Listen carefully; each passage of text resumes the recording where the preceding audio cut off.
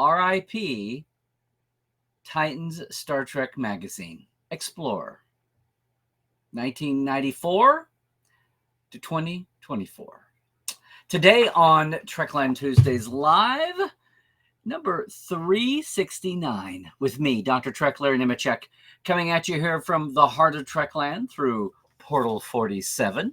Yes, your home for, Trekland Treks. It can be your customized away mission when you're in Los Angeles next, in Greater SoCal. Get in touch with me at larrynemecek.com or treklandtreks.com. We will set up a customized away mission that you plan with my help. Among over 50 location sites, famous and infamous, we'll have an awesome day. Yes, here at Trekland HQ, we're coming at you for some sanity, clarity, and a bigger picture in all things Star Trek. I can announce this. Yay! Our open house, our 9th annual anniversary open house for Portal 47. Yes, your backstage pass for more in-depth Trek is going to be up, and it's the Brothers Hageman is our guest. So all you got to do for that, for October 9th at 6 p.m. Pacific, 9 p.m. Eastern, there will be a sample Ask Dr. Trek roundtable at the beginning, basically an open mic. And then at 7 Pacific, 10 Eastern, we'll have the Hageman brothers on. And yes, they've been out on some other interview shows, but hey, they've never had the Dr. Trek Trekland treatment. The Portal 47 backstage look at the roots, the origins of Prodigy. Not just what's going on now and what's the hot take and how's the renewal talk, although I'm sure we'll get there. But we'll dive into the origins, the roots, how the industry works. And boy, that'll dovetail into what their ride has been like. And with split houses, all of that we'll get into. That's October 9th, Wednesday, October 9th. You want to get over and register because you want to be in line for the door prizes. We'll have 5, 6, 7, 8 DVDs and big coffee table Star Trek books going on. So you want to be there. It's also the way you can come in and ask questions in advance of the Hagemans, and I'll have the list, and we will do our best to get to every single one of them. I don't think I've ever missed a submitted question yet. And sometimes, no promises, our guests have been not unreluctant to hang over just a little more than an hour even, even on the open house. So October 9th, you want to be there. Go register at larrynemecek.com. You can get on there. Simple email registration, that's all it is, right? All free. It's the one time of year we open the doors of the portal to everybody to come in, hopefully for a super duper guest. This is our ninth anniversary of the portal. I can't believe I started this back in 2015 when no one knew what Zoom was. And we started on freeconferencecall.com for the first 4 years. Yes, that's all happening. Exciting stuff. That's the fun part of Trek World right now. The not so fun part of Trek World, a couple of things actually have gone on. Yes, you may have seen over the weekend, you may have seen starting Friday. It started with Dayton Ward's post, not doing anything that wasn't out in public, but it was in the Diamond Selects, the Diamond Previews, the comic industry Bible, talking about how the final issues of Star Trek Explorer magazine, the official Star Trek magazine, final issue is going to be number 14 just before the end of the year. That kind of made the rounds quickly. What's interesting is, no, I did not know about it. Now, am I in the driver's seat think tank? No, I have been there over the years, but I want to get to that. First off, I'm just curious how many of our Treklanders here or later, if you're coming in on YouTube later, and if you are, hi, later YouTubers. Hey, you're watching us later, but I hope you'll leave a comment and jump in on this conversation and maybe can join us some Tuesday live at 1 p.m. Pacific-ish, 4 p.m. Eastern-ish, right here on all my Trek channels, including YouTube. Like and subscribe. So it was interesting to hear the news about the demise of the rebranded official Star Trek magazine from Titan Magazines in the UK, also home of Titan Books. I mean, I don't have it here. I just got the unboxed Glenn Hetrick and Alchemy Studios Art of Prosthetics Aliens book from Discovery, and only Discovery. I just got that autographed. He had a book signing in Burbank Saturday. Went by, talked to him, and some of the other artists at the Alchemy. Doug Jones came by and autographed books while he was there. Good friends. Think how much Glenn and the makeup team had to do with Doug's Odyssey on Discovery and his discoveries of Odyssey. That's cool. The Titan book side is very much in tow. Titan magazines are very much a thing. And apparently the Star Wars magazine is doing just fine. Apparently Panini has a Doctor Who magazine that's going just fine. But what I understand now, since over the last couple of days, is that over the last year, I guess Titan had been internally looking at their financials about publishing. Of course, they're publishing in the UK and other countries and in the US under their license. There's a few differences that are made between the international differences, but those are in hand. So yeah, that's bittersweet. So I've got several thoughts. Number one, as I said, I'm curious how many of you all subscribe to Star Trek, rebranded just 2 or 3 years ago, renumbered because the original was up into the I don't know. I should because of my column, but they went back to 0 with Explorer, gave up the dual US-UK numbering systems. Why? I'll tell you in a second. Added short fiction, which was supposed to be a draw. I'm just curious, how many of you all were subscribers? And more than that, how many of you all ever picked up a copy and read it? How many of you even knew that there was still a magazine? How many of you maybe had a subscription, but not in paper, but actually did the electronic subscription, which was a PDF file? Just PDFs of the paper pages. I'm just curious how it was penetrating. The times when I would remember to check at a panel, like we always do our show of hands with popularity and the reach of the different series, very occasionally I would stop and ask folks how they were about podcasts. And still only about 1 in 10 Trek fans at a convention, at least.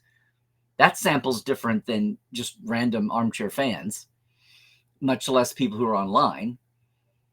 But just there, even at a convention, only 1 in 10, I would say, are podcast listeners. Now, what does that mean for people who still read, as I say, Dead Tree Media? This is number 11, by the way. The final issue is going to be number 14, coming out, I think, in December. The contract, the contract actually runs out next year, but by mutual agreement, and apparently this has happened over the last year, concern about the numbers, the financials, starting last fall, and then looking at the situation in May, June, July, and the decision to end it basically made over the summer, mutually with CBS licensing, whatever, Paramount licensing, whatever it's being called at the moment with the merger, the remerger marriage. And this has been in the works for a few months. Now, how do I know all this? Well, as of the weekend, I'd been in touch with our editor, John Freeman there, who was not calling the shots. Of course, there's publishers in the C-suite above that at Titan, and conversations going on between licensing and Titan. Here's my perspective on this, and I have several. Number one, was I hurt that I didn't hear about this until it was basically out to the world via a catalog, the way things happen sometimes? No, not at all. John, our editor, had been instructed by the higher-ups not to tell the contributors until the subscribers learned. And the subscribers were being notified, I guess, by mail now. And he had it on his calendar, on his schedule, to get in touch with all the contributors about the time the subscribers' words were going out. So it would have hit unevenly. And look, guys, this isn't quite like a massive corporate layoff. It's not quite like a huge cultural event going down with thousands of people involved, millions. I know this is a niche magazine with a small contributing staff, and who knows what the subscriber base was up till now. I'm sure it was declining. Was it declining because Star Trek wasn't popular, or was it because it's 2024 and most people don't deal with Dead Tree Media anymore? And therein is, I think, the bigger issue. Now, Star Wars, and maybe Doctor Who for the home crowd in the UK. Different companies. Titan has Star Wars. Panini has Doctor Who. We were just debating about who else, what other big franchise still has an actual paper magazine publishing. Those seem to have risen to the top. Titan at one time had 5 or 6 or 7. Star Trek was always the flagship, and then they got Star Wars. I have a special kind of kinship here. That's why I felt like asking John what the history was here. For all intents and purposes, it's all moot now. This is the thing. I could even be really curse and ask how much of Star Trek fandom is even aware, much less is crying about this, is bemoaning the loss, because it's 2024 and I'm a realist and I know that the paper reading crowd is not that. I don't even know what, maybe a tiny percentage of people actually subscribe to the PDF version. I don't know. Also, John said that no one wanted to announce it earlier than now because they wanted the last few issues to not be encumbered by negative publicity. They wanted to go out on a high, and so now I think a lot of people may get that last issue as a souvenir. There's several questions going on. Is there another publisher lined up to take this on? I don't know who's out there in the realm. Maybe. Not for sure yet if licensing at whatever it is now, Paramount Global Licensing, is if they're looking for a publisher, if they're trying to fill this niche, or if they are saying, you know what, all the private magazines that are still out there going, and a lot of these magazines may be as much of an entity online as they are actually still in paper because of the shifting world. Is it not worth it to have an official, is that just so 1990 anymore that's not feasible? It's not feasible for I hate to say it, the scope of Star Trek fandom, or what Star Trek fandom does with their bucks. They'll buy the little ships, but reading magazines that aren't on a website free, I don't know. Get their information from podcasts and news sites, who knows? So there's numbers locked away somewhere. Maybe somebody else will rise up and say, we'll resurrect the Star Trek magazine. Maybe CBS will go on a hunt. But I do know that right now, the only event that's licensed by the studio is the cruise. And hey, there's still a few cabins left. I'll be joining the cruise for the first time in February. StarTrekTheCruise.com. But the cruise is the only event. There's no licensed convention in the States or in Europe or overseas. It's a shifting world. It's not the same world a lot of us grew up with. The dynamics are the same. There's stresses and strains across economy, and a lot of that is just driven by people's habits as we get the digital age. There you are. Will there be a future magazine? What may happen, may not happen, who knows? But I do have thoughts and some feelings. I know, what a shock. It's not quite PTSD, but I've been here before, once or twice.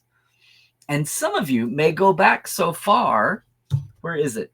Some of you may go back so far that you may remember another final issue, which I do have in my hot hands.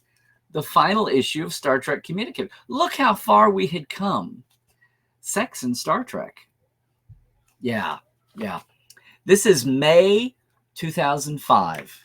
The Trek world was being rocked. Enterprise was canceled. Rick Berman wasn't getting his contract renewed.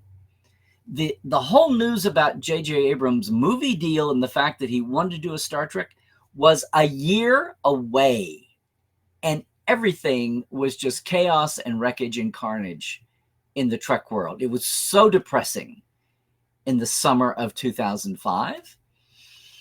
And no one corporately could talk about it. And I was under the radar asked to get up at Trek Vegas in 2005 and explain to the subscribers why the magazine was ending, and hopefully they'd get their refunds on their subscriptions, which was out of my hands. I was just the editor. I didn't work for Decipher, who at the time was also imploding due to a huge, in-house theft by one of the higher-ups.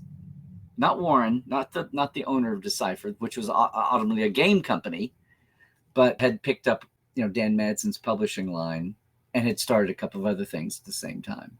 That was bittersweet. That was being in the driver's seat and having no control over anything and dealing with reader subscribers, with the contributors, and being helpless to deal with anybody upstairs.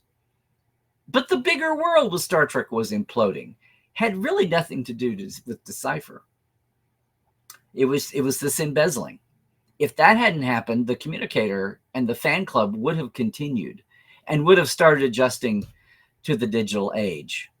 And then we tried a pitch a couple of years later, but Paramount, it was just a perfect storm. Paramount and CBS had split by then, and everything was so chaotic and so in flux that the temporary attorneys who would have done a deal with us decided just to wait till the JJ movie came out. Even though we had a whole new digital pitch plan to go through. Someday I've got the pitch kit somewhere. I'm going to get that out someday and show it off. So it was a turbulent time of change, far more than now. Everything was unstable and up in the air. But I had been there in the wind down. Folks, we had another magazine, right? We had the Enterprise finale issue. No, we had the behind the scenes issue. To this day, I think things were published that weren't, because we went through the process. We had pages that lacked 2 ads and were ready to go to the press. It never saw the light of day. Then the next issue, which would have been, I guess, 157, was going to be the Enterprise finale issue. And for once we had everybody in the can. We even had Jolene. We had everything in the can. We were working on copy and about to start working on pages as soon as the behind the scenes annual issue was done. And that one, I have the PDFs for it. I'd love to publish that someday. And we have the material. Can you imagine a finale issue about Enterprise from 2005, what all the actors are saying and the writers and creatives are all saying?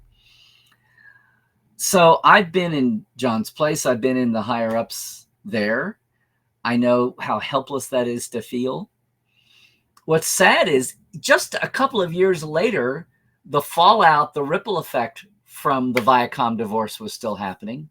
And the backup, when I was brought aboard part-time to Star Trek, the old original Star Trek.com that was a news site, primarily here in LA at the studio, at Paramount. And then in the purge of the TV assets were kicked off, and we had to go out to work at CBS stages in Santa Monica, and then we came back. Anyway, Star Trek.com had an ignoble end in December of 2007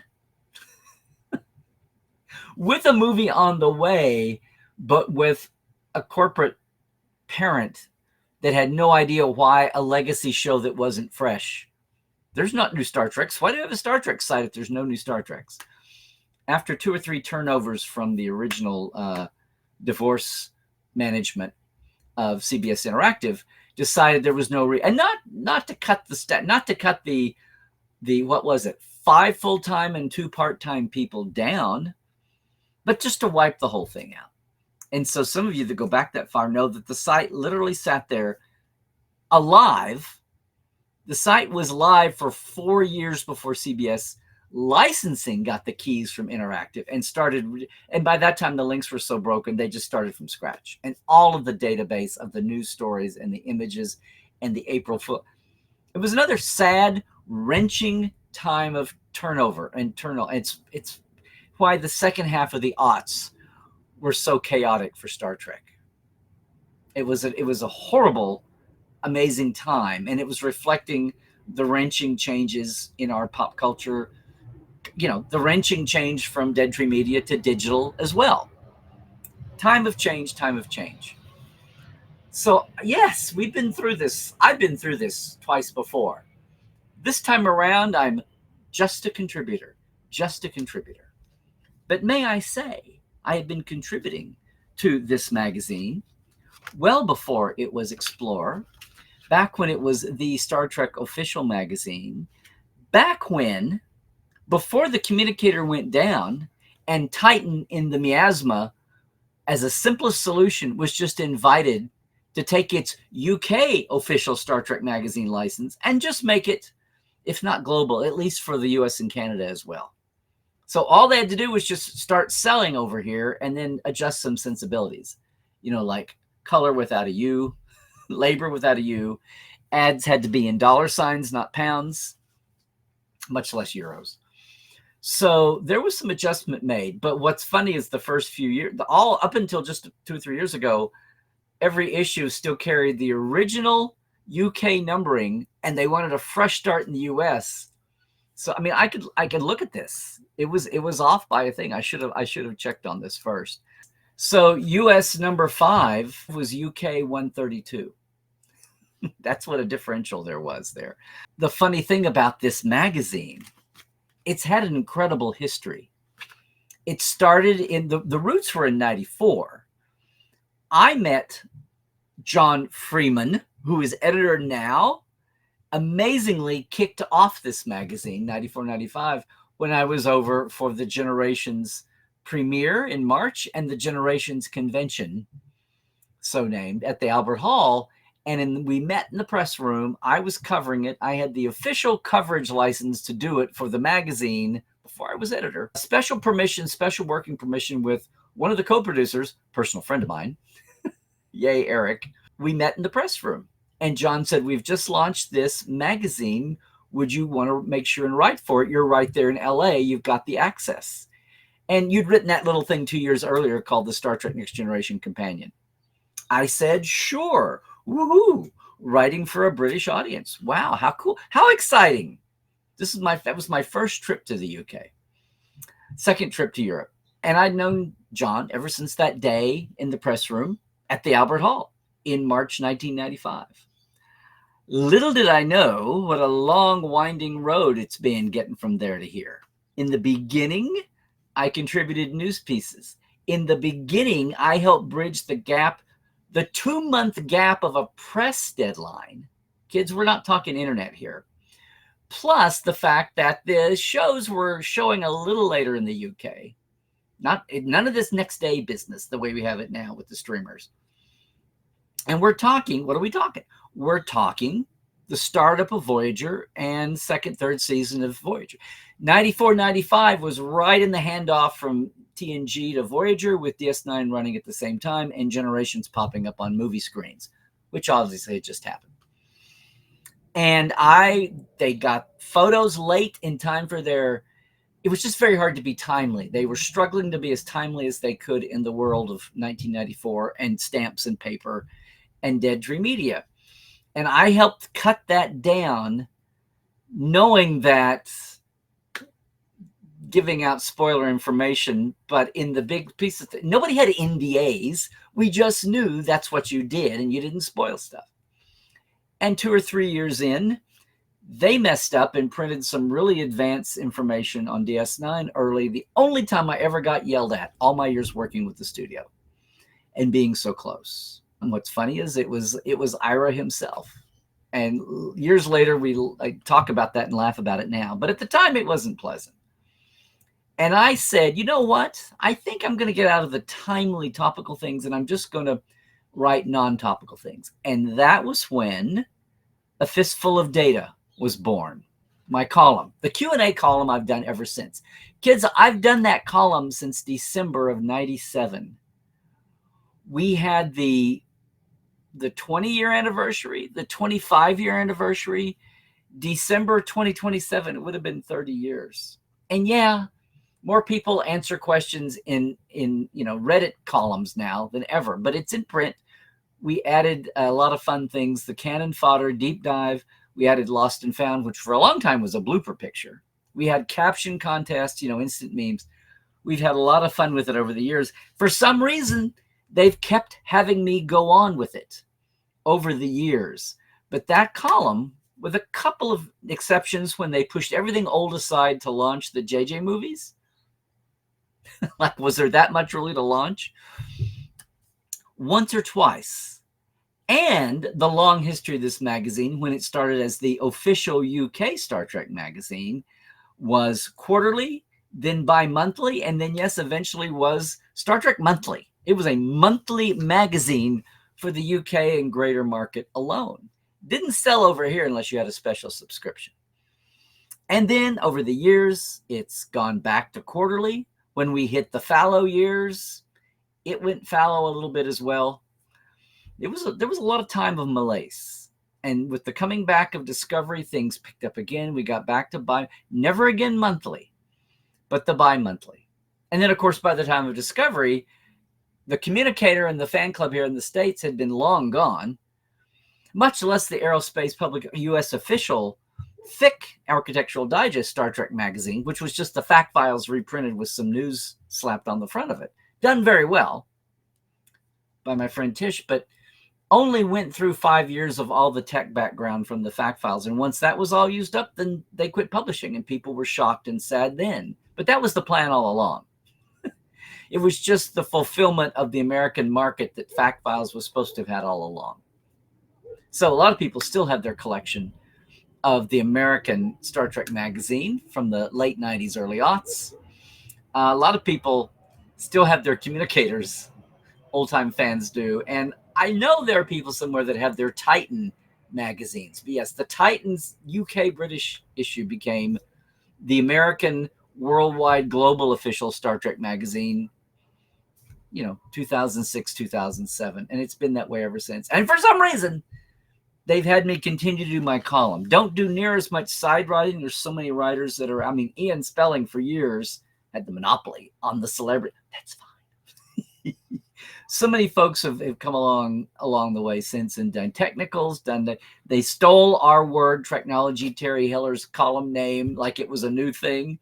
He invented that, by the way, for communicator. But in looking at real science through the Star Trek lens, that became but so many, and the reliance on books and paper giving way to video games and everything digital, and the delivery system itself, which, in the end is what's spilling this. Not so much the drop off in interest in Star Trek. My God, we've just had the most amazing 2 or 3 years of new content out there. And every single bit of it is not every single Star Trek fan's perfect cup of tea, but we've picked up so many new fans too. That's a debate that will go on forever, as we know.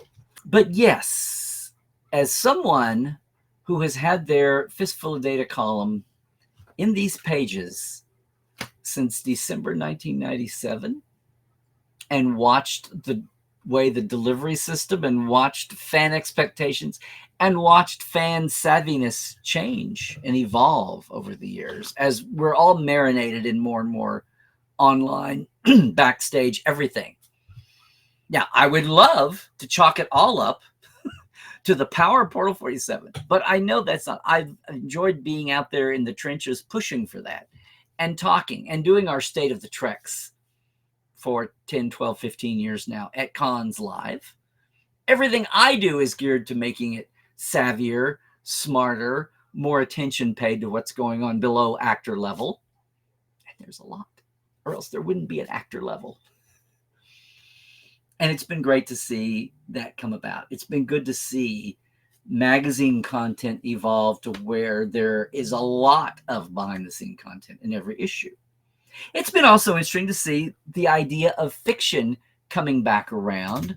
Just all these licenses in general becoming not quite so rigid, not quite so little boxed off, feels. We have nonfiction books now from lots of publishers, not just pocketbooks, if ever. There's a lot more flexibility matching the way the world at large ebbs and flows and oozes. And, the internet world, the global world online has a lot to do with that, while still trying to maintain licenses and rights, not so much to make Paramount Global richer, but so that everybody with a vested stake gets paid something and is not ripped off. And I know that it's a time of change all over the place. As completely a sidebar, what I've been aware of just in the last day or so is that all the wrenching change that this remarriage of just the continuing rejoining of CBS and Paramount into Paramount Global, much less what's happening with now the Ellison, right? The Skydance infusion, the shakedown there, the duplication. You heard the news stories. 3,000 jobs were going to be cut to make this make sense. Lots of duplication. Unfortunately, that's when you have the mergers, even the remergers.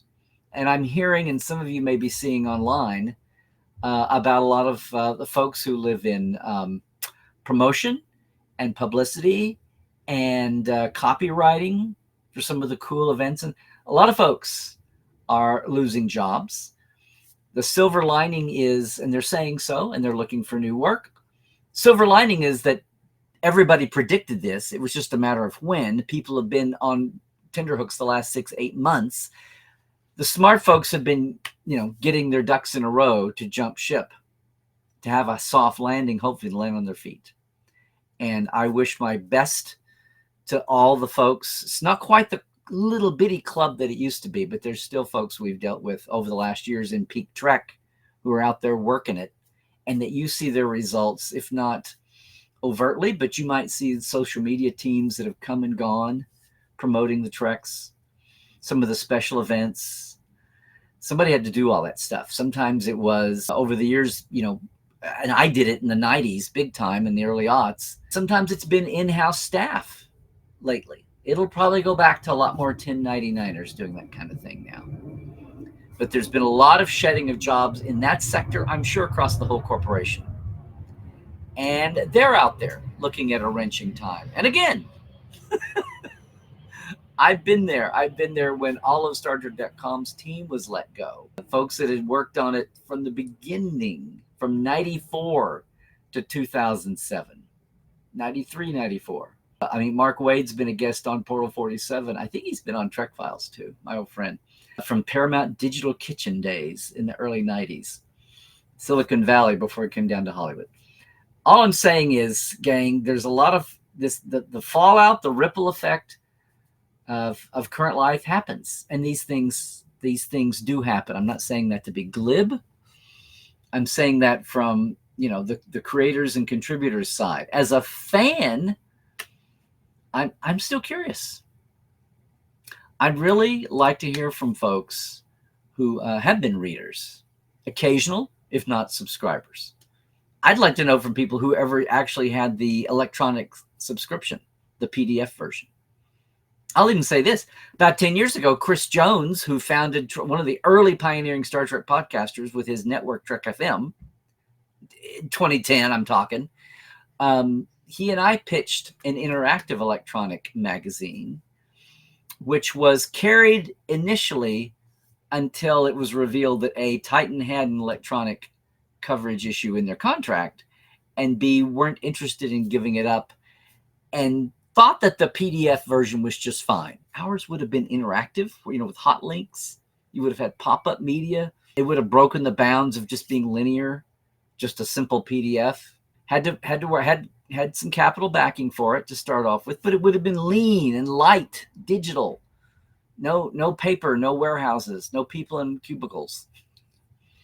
So we had to, backtrack that. Will somebody else step in and do an official online magazine or an official ebook or something in that effect? I don't know. Now, again, Titan's had a lot of success lately with these wonderful backstage books, creatives books. That's going to keep going. And, Eagle Moss publishing line has now picked up publishers to take on a book line also. So the realm of Star Trek books itself, at least on two hands, seems to have a bright future. But as far as a magazine goes, as far as the Titan license goes, which to me is the baby newcomer, woohoo, 15 years ago, 17 years ago. The baby now has grown up and has fled the nest. So I don't know. Let's talk about this. What are your thoughts about paper magazines at all, Star Trek or otherwise, much less paper magazines for news? Maybe, sure, but you had a soft spot in your heart for this. At the time, I was saying back when we went down with the communicator, I said, look, digital's one thing, but it'll never replace having a gatefold with blueprints and posters in that magazine. You don't get that digitally. Of course, now you take your digital file, go down to your local copy shop and print out your own poster. Or you're not messing with 2D digital anyway, and you're too busy working on your 3D memes and your video cuts. That's where the world is. That's where the world is. But there are a lot of things that digital delivery, magazine style content will never replace having it in your hands and being able to be physical with it. Or maybe no one cares. Is that a generational thing completely? I don't know. Maybe we'll talk about that today. In the meantime, that's the news. That's what's happening. Will there be anything like it down the line? Don't know yet. Is it just a fact of where the world's headed that no one cares about paper to the degree that Star Trek sells paper magazines? We'll see. We will see. Meanwhile, yes, a lot of us are a little sad. A lot of us are nostalgic. Maybe some of you are sad and nostalgic. We will see what's happening. I do want to give one final shout out, though, and I sat down last night and compiled this. What I'm trying to say is I have been a part of this since original numbering UK numbers number 4 in 1995. First time I had copy in that magazine. And 3 years later was the column started. I missed out on being part of issues 1, 2, and 3, although I have them. I had some extras and sold them a couple years ago to some UK collectors. But I have a number 1, 2, and 3. And yes, I feel a little sad. What's also striking about this is I've been there basically since the almost beginning, since day 2 or 3. And I want to give a nod to all of my editors. I do this, and I feel like the Queen looking at all of her prime ministers. It's really like that. And a little British too, how about that? So I want to say, yeah, in 1994, hats off to the guy that started it all for the magazine and with me, John Freeman. By 1997, Daryl Curtis. Daryl as in blonde female Daryl. She was great. A lot of these folks I never met in public because it was always long distance. 2000, Anna Bowles. 2001, Nick Jones. 2002, Toby Weedman. 2004, Daryl again as a fill-in. And then, oh, look at this. 2004, John Freeman back for a second stint. 2007, Paul Simpson. 2012, Paul was there 5 years. 2012, Chris Cooper. 2018, Nick Jones again, related to Titan. Sometimes they swim around. And guess what? Amazingly, not the plan, 2022 for his third go-round, John Freeman, who we remarked, and this dawned on me, John saw this magazine in, and he's seeing it out. And it's not on him that it's going. It's the bigger eddies, the bigger ripples in the world, I think, in our consumption methods. So, yes, John's been awesome. All of my editors have been wonderful to work with. And if you've read the magazine over the years at any time, you know the quality's there. And look, when you're a licensed magazine and you have to jump through the hoops of image approval and licensing approvals, and you're chasing down actors at the same time, you're doing all of that wrangling, which is the seat that I had with Communicator for 7 years. You're dealing with licensing over, and then you're dealing with the arms of a studio, some of which don't care that you're the official magazine. They've got a show to do. Or media relations have promised this to TV Guide or Entertainment Weekly. And no, you're not getting the new look of the Enterprise for your cover because I've promised it to TV Guide. But we pay a license fee. I don't care. They have 50 million readers and you have 10,000. Blunt talk. All of those issues, all those kinds of things over the years. And then how do we keep up with the interwebs? Yeah. So tip of the hat to all the editors of Star Trek Magazine up until now. I know how it is. I've been there with you. And literally, I've been there with them. And usually maybe the last part of the magazine to come in because it's always something. But for all of the readers that are part of it and may be hearing this, and all of you who have sent questions in for fistful of data, all of you who have sent in questions for a fistful of data and appreciated the comebacks, even as we increasingly, there's a Q&A column everywhere, whatever you can do. But if you still enjoy the thrill of seeing your question in print, and for those of you who sent in great ones, for those of you who sent in not only questions that made me dig, but made me, when I could, go ask one of the Star Trek creatives, and we quoted them in the column, which is not something that happens on Reddit. So there. Yeah. Thank you for the support all these years, which leads me to one final point. I have to do my last column for issue 14 that's publishing in December, and it's midway through September, and I'm way late on this. And I put the appeal out on my socials, but I'll say it here. I can take, for the last time, your backstage and your canon questions, right? About canon conundrums, if we need to gap fill something, if we need to canon smooth something, retcon it or whatever, or just know what was going on with this or that behind the scenes person or choices. We take a shot at them. You get your name and your city printed with a good answer from me. And this will be the last issue. And I think my stock of questions is just about gone. It's never very long. I eat through them quickly. So there you go. Get your Twitter, Larry Nemecek, or Larry's Trekland. Do it there. And you know what? For this, if you've got a question, you're throwing it in the chat, I'll save it. If you're throwing it in the live comments later, we'll save it. Okay? But hey, for the last time, I need your questions. I need your background, and I need your canon questions for the last ever edition of A Fistful of Data. Last ever for now, anyway. All right, that's going to do it for me in this RIP to Star Trek Magazine. Have some folks to thank, right? Some folks to thank. I want to thank all the folks who have been on a Trekland Trek up until now, and maybe thinking about doing it again. If not, if you're new, you should think about taking a Trekland Trek with me. Check it out. We'll talk about it, answer all your questions. A day trip where I concierge you, I chauffeur you, I help you wrangle all your cosplay, your props, your stuffed animals, whatever it is on your trip that is important to you to have for your amazing real-life away mission around Southern California at the real-life Star Trek location sites, not the stages, but the outdoor location sites that you pick. It's awesome. It's an awesome day. You'll never forget it. We can do 2 days too if you want. Hey, at the same time, where would I be without these folks? It's our Patreon folks. Please let me give a shout out to everybody. Hey, our TTLers.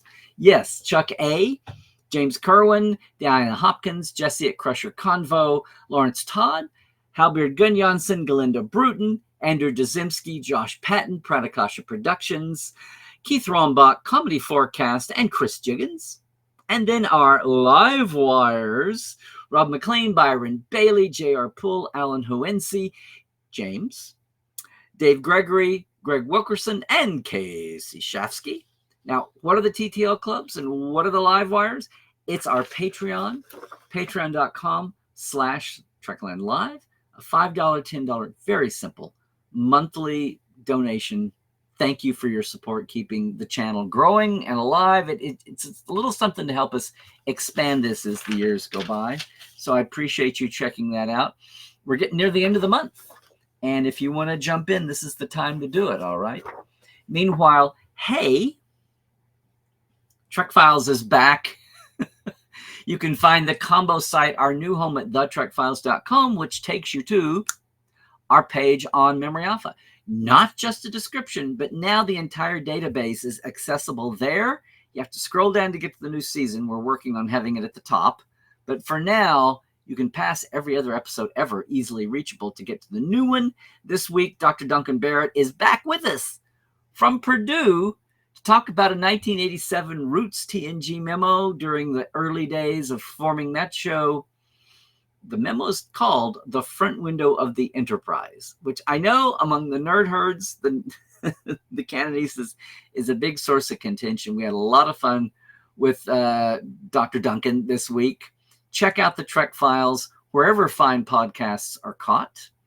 But you can find it at our Facebook page with a document or our Memory Alpha page with the document and the hot links.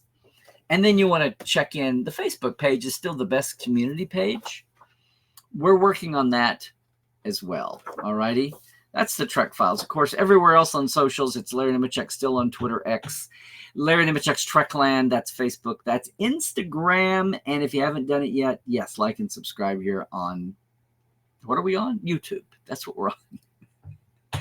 And Portal47.net. Look, I want you to go over and sign up for your free seat for October 9th, right? Wednesday with the Hagemans, with an hour of a mock sample Ask Dr. Trek roundtable before that. We'll be doing giveaways all the way through. The postage is on me because it's not digital. We got real DVDs and we've got real books, or Blu-rays, I should say, actually. That's coming on the 9th. But meanwhile, you can go to portal47.net and read about the portal. We'll also have some special deals about the portal and something special coming up with Trekland Treks that night as well. You want to get over there right now and get on. And yes, the reply email is working this year, so you'll get a confirmation real quick. Hey, everybody, that's going to do it for today. If you are watching this later on YouTube, hey, thanks so much for watching this. Maybe you can join us live on a Tuesday at 1-ish Pacific, 4-ish Eastern. Even if you're not live, please leave a comment below. Let's keep this going. I'm still curious. Did you read ever the Star Trek magazine official? Did you have the PDF version?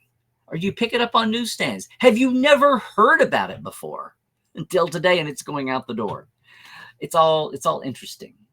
We're in such a miasma time in flux here of not just Star Trek, but the industry and how we consume it. And all the sidebars, all the sideshows. It's a never-ending puzzle of what's going on. It's a real transitory time right now. And, yeah. Hey, gang, that's going to do it. Only to be topped by saying, stay well, right? Do all the things. Stay healthy, please. There's a lot of weird threads out there in the air. I see all kinds of things. Bird flu, mpox. I am not being weird. I'm just saying we've had such a reaction to the pandemic that a lot of people have overly let down their guard and aren't just taking normal precautions. So, yeah, be smart about that. And COVID is still out there, too. New shots are on the way. Oh, yeah. Stay woke, too. Check the sources. We are being flooded with false crap. I mean, I hear the rubles are good, but there you go. Yeah, keep your head up and trek well, everybody.